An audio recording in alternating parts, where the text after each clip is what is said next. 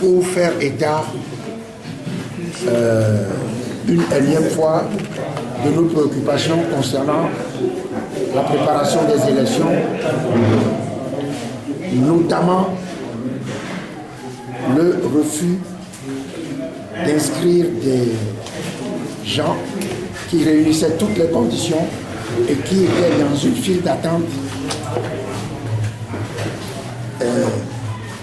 Et donc, ce refus-là, nous avons voulu encore une fois le dénoncer. Nous avons également parlé de l'absence de chronogramme à cette étape de la préparation des élections. Parce que vous savez, la Cour constitutionnelle est régulateur du fonctionnement des institutions et de l'activité des pouvoirs publics. Donc la Cour constitutionnelle peut s'auto-saisir dans cette affaire qui nous oppose à la CENI. Nous avons écrit au chef de l'État pour faire état de cette situation. Mais visiblement, nous n'avons pas de... Le pouvoir en place ne nous tient pas à nous répondre. Visiblement, je ne sais pas.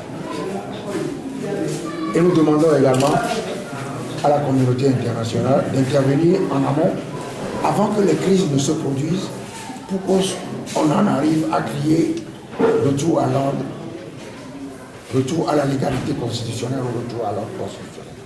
Parce qu'au Togo, le constat est que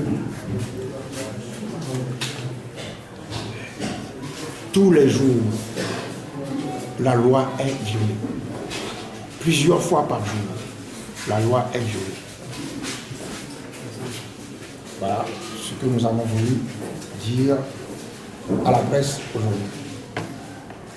Sur le chronogramme, nous demandons la publication rapide d'un chronogramme. La loi demande que le chronogramme soit mis à la disposition des partis politiques. Donc, il faut respecter la loi. On ne le demande pas parce que...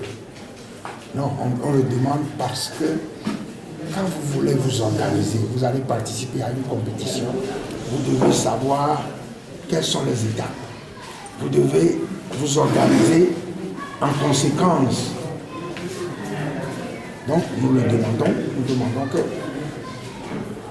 le chronogramme soit mis à notre disposition. La liste électorale, la loi dit que si quelqu'un s'inscrit plusieurs fois, non seulement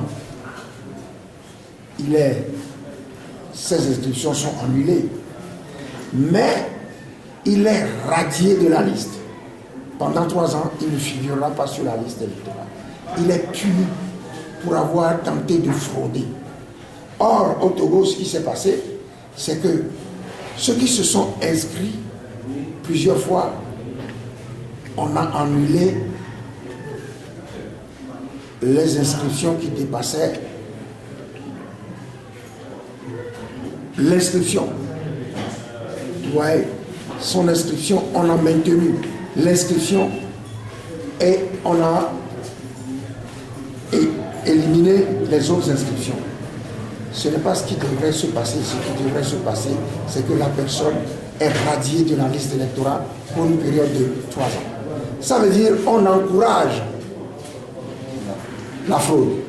On encourage l'inscription frauduleuse sur la liste électorale.